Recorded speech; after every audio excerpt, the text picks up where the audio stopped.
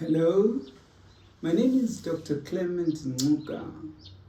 I'd like to talk to you about the impact of HIV in medicine, how HIV has changed medicine altogether.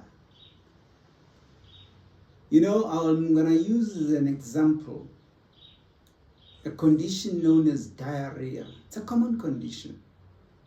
We have been treating it so well using Imodium. But now it has changed. It would do so well. Imodium would do so well in controlling diarrhea. We wouldn't have the problems that we have right now. Now, the problem that we have is that of prolongation of diarrhea, or perhaps a persistent diarrhea, which dehydrates the patient, losing a lot of electrolytes. The patient going weak. And this is a problem. The reason why this happens is because of the immune system that has gone right down. The patient we are treating is not an immunocompetent patient, but rather an immunocompromised patient, because the CD4 count, which we use as a surrogate marker of immunodeficiency, has gone right down. When we say CD4 count, we're thinking of CD4 T lymphocytes. They sharpen or activate the innate immune system. The innate immune system, I'm mentioning it because that's the first system that will charge whenever there's an invading organism, a foreign organism. It would send those dendritic cells, which are sentinel cells. It would send to go and find out, is this mine? Is this part of me? Is this part of this body? Or it is not part of this body?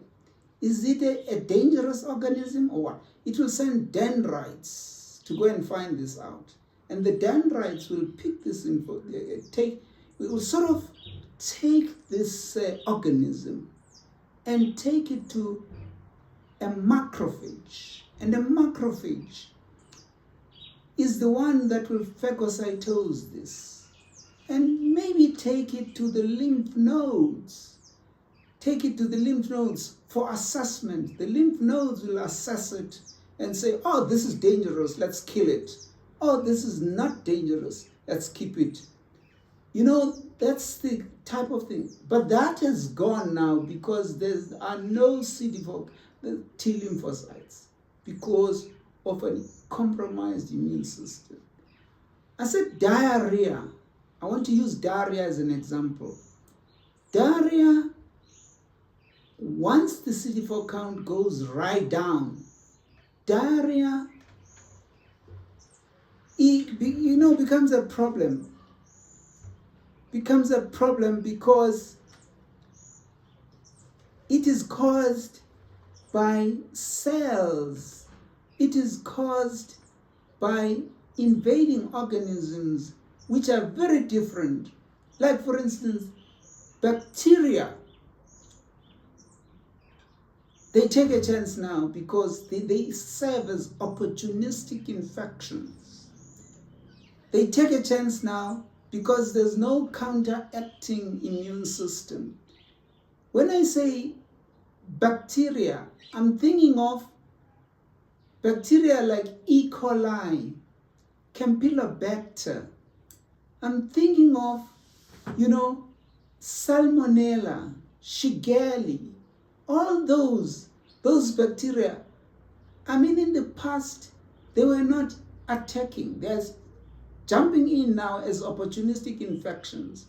So when you are treating this diarrhea, you're not going to think of Imodium per se, but you're going to think of going against these bacteria. You have to think of Ciprobay, for instance. You have to think of metronidazole or Flagyl. These are things you'd not be thinking about when you're treating a diarrhea. But now you have to think about them because you're treating bacterial infection, right? And sometimes you get a diarrhea that is actually bloody, a bloody diarrhea. And this diarrhea tends to be painful. And once you have an abdominal ache whilst you are having this diarrhea, then now you are dealing with something else. You're not dealing with bacterial infection, you are dealing with viral infections. Viral infections like cytomegalovirus. Cytomegalovirus causes what is known as cytomegalovirus colitis. And that's what causes the pain. That's what causes now the pain, a painful diarrhea and even a bloody diarrhea. You have to consider this when you are treating the patient. These are things we used never to think about at all. We used to think, oh, come on, my Imodium is there, and so I don't have a problem. But now we have a problem. Sometimes you get this persistency, and the persistent diarrhea is not because of anything like we used to know. It's caused now by protozoans. The patient is having amoebiasis, protozoans.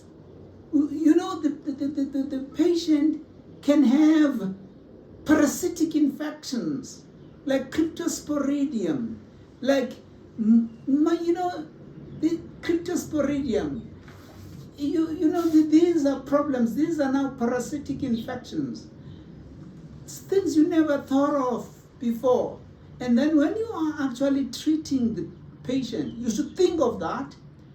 We go to an extent of using antihelminthics when we are treating. We think of, we go to, as if we are treating children. We give, drugs like mebendazole. We give drugs like albendazole as if now we're deworming the patient.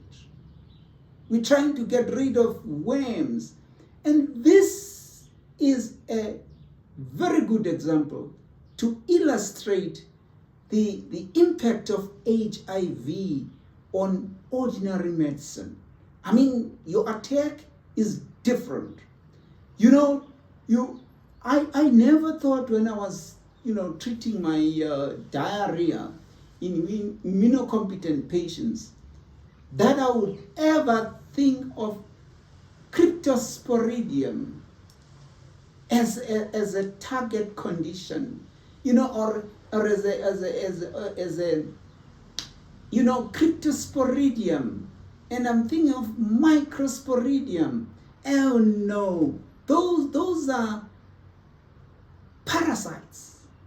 But I have to think about that right now. So this helps a healthcare worker not just to say, oh, I've got my gastron, I've got my loperamide. No. You've got to think of these other areas when you're treating, especially when you're treating a patient who's, so uncomfortable with abdominal pains. Think of cytomegalovirus. Cytomegalovirus has now developed into having what is known as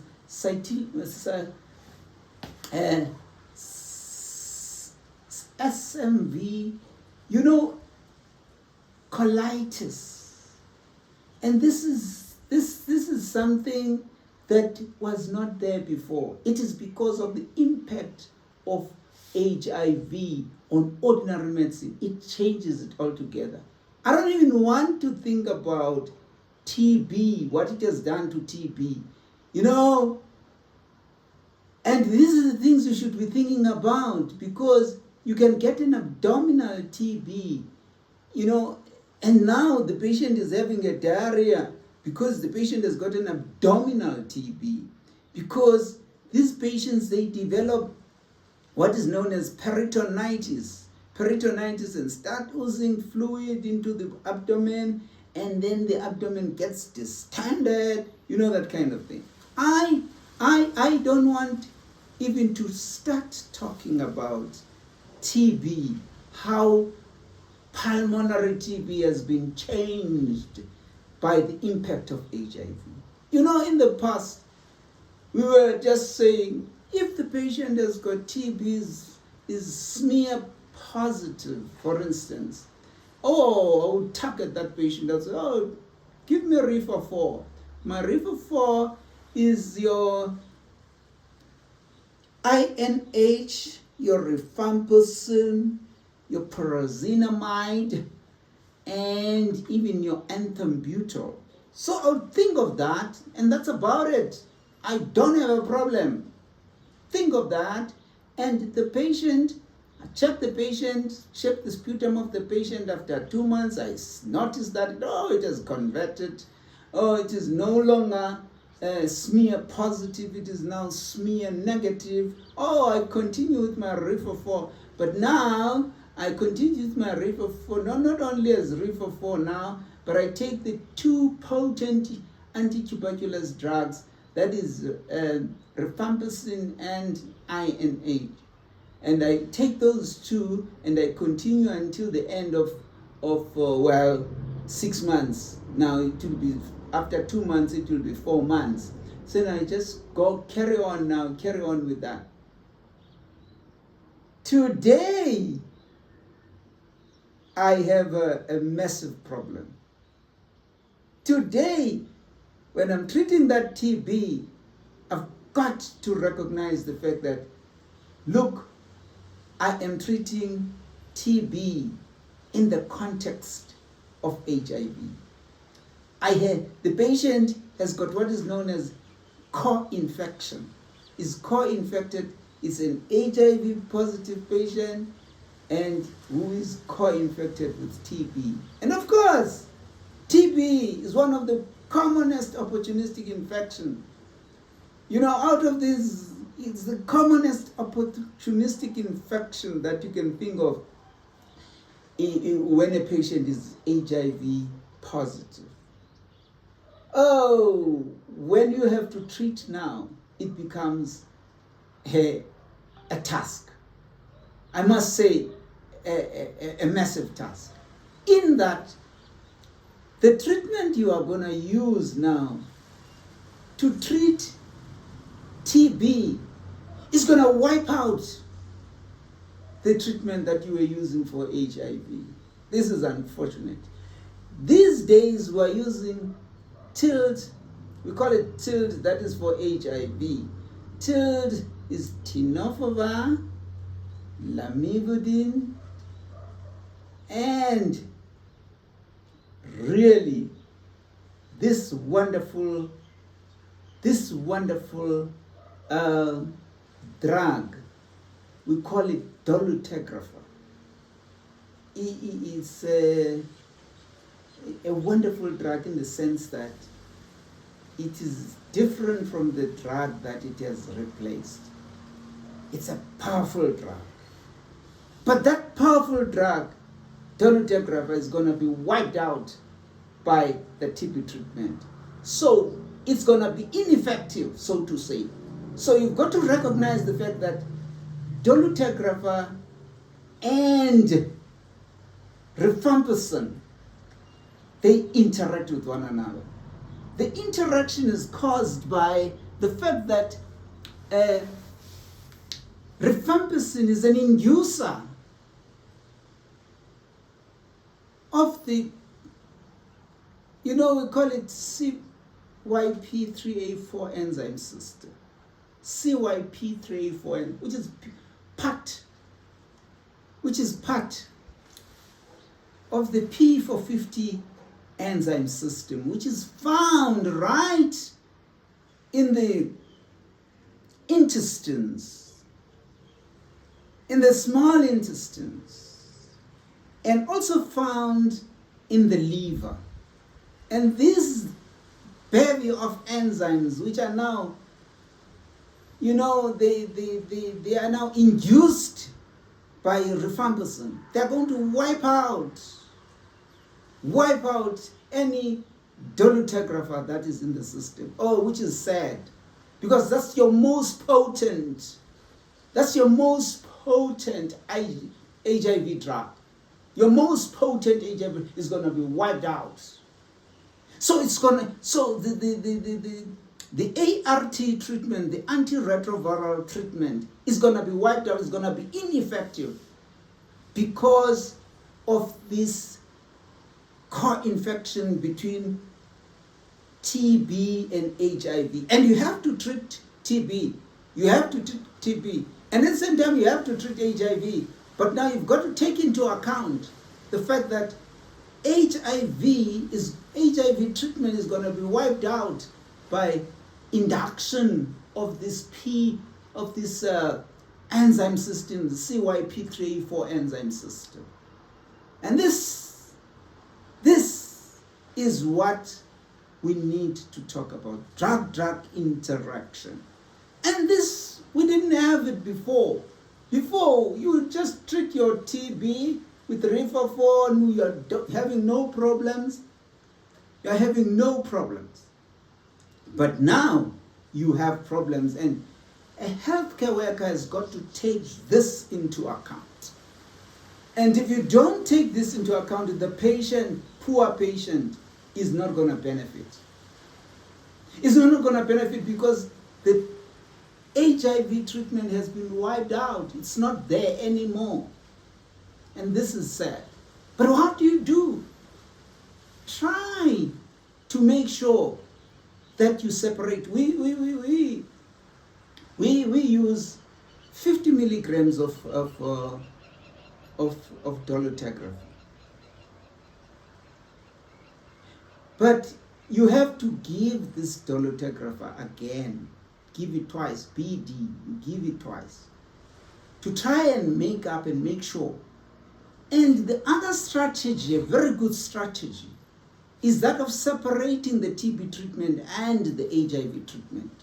The HIV treatment, you give it in the morning. Give it in the morning. In other words, the dolutegravir is taken in the morning. And then the TB treatment, you take it at night. So you've separated them.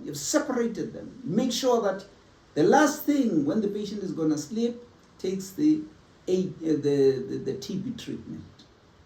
So you separate these two treatments so that they don't interact. Now that rifampicin does not interact with the HIV treatment. In other words, your dolutegravir, so to say. That's crucial. That's crucial. It's very important, so that there should be maximum activity of the ART, the Antiretroviral Therapy, that of HIV, without any interference. But there's another problem that tends to come in here. Dolutegravir causes insomnia. In other words, the patient tends not to sleep well when taking dolutegravir at night. That's why it is important that dolutegravir should be taken in the morning to cater for that. But if you separate the two treatments, that's perfect. You want to make sure there's no interaction between dolutegravir and which is an integrase inhibitor. That's a very good thing to know. It's good to know that it's an integrase inhibitor. Integrase is an enzyme that is found, that is in the HIV itself. HIV, when it gets into a cell, gets into a CD40 lymphocyte, gets into a cell, it goes in there with 3 enzymes. One is called reverse transcriptase, the one that is responsible for converting the RNA, because remember, HIV is an RNA virus. So the genome of this virus is RNA. And so it has got to be changed to DNA. And we call that DNA a proviral DNA. And it is changed by what? It is changed by reverse transcriptase, the enzyme that the HIV went into the cell with. So that's reverse transcriptase. It's for conversion of, is to convert the RNA to become a proviral DNA, so that it should start, to get a template as to what it is gonna transcribe. That's the reason it has to become a proviral DNA, because it has got to transcribe all the viral proteins in synthesizing a new virus, that is a new HIV virus, HIV, a HIV virion, so to say, particle. So to do that, it needs this reverse transcriptase. But then, for it to be to make a copy of it or to replicate, it has got to go into the nucleus. Into the nucleus, so that into the nucleus it can be integrated into a cellular DNA. To do that, it needs an enzyme to get into the nucleus. It's called an integrase enzyme. And the integrase enzyme, that is the one that is now inhibited by Dolutegravir. That's where Dolutegravir works wonders. Dolutegravir works wonders just there. It inhibits the entry of this proviral DNA into the nucleus, because there's no integration, there's no integrase enzyme. It inhibits the integrase enzyme. That's Dolutegravir. That's how powerful Dolutegravir is.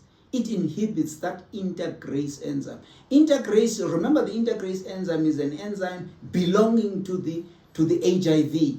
So it integrates it. In other words, it inhibits that. It makes sure that the integration doesn't take place. The integrase enzyme is inhibited. Is inhibited by what? Is inhibited by the Dolutegravir. It's an integrase inhibitor. If you get that one straight, that will be powerful. Then the last enzyme that the HIV is having is known as the protease enzyme. That one is not even gonna get a chance now. Protease enzyme. The one that would make sure that the HIV becomes now HIV as a virion. And that one is not even gonna get a chance of working now, because the integrase enzyme has been inhibited by Dolutegravir, and that's very good. Then so this is something wonderful that we are seeing. So we want to make sure, therefore, that Dolutegravir works. We want to make sure that Dolutegravir works.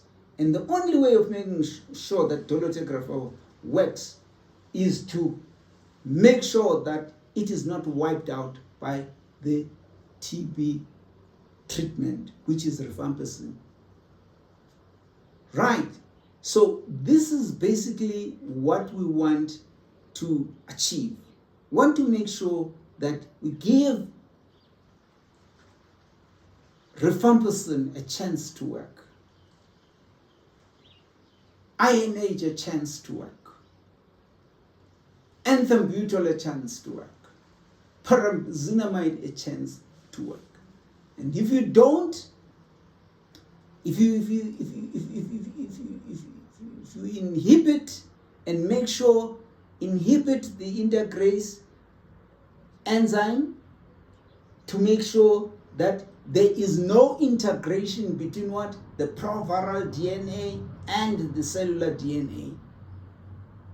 and the cellular DNA, then you are cocksure that the TB treatment will work. In other words, it will actually address the problem of TB, and at the same time, the dolutegravir, dolutegravir is in one pill or one tablet, what is known as a fixed dose combination of what?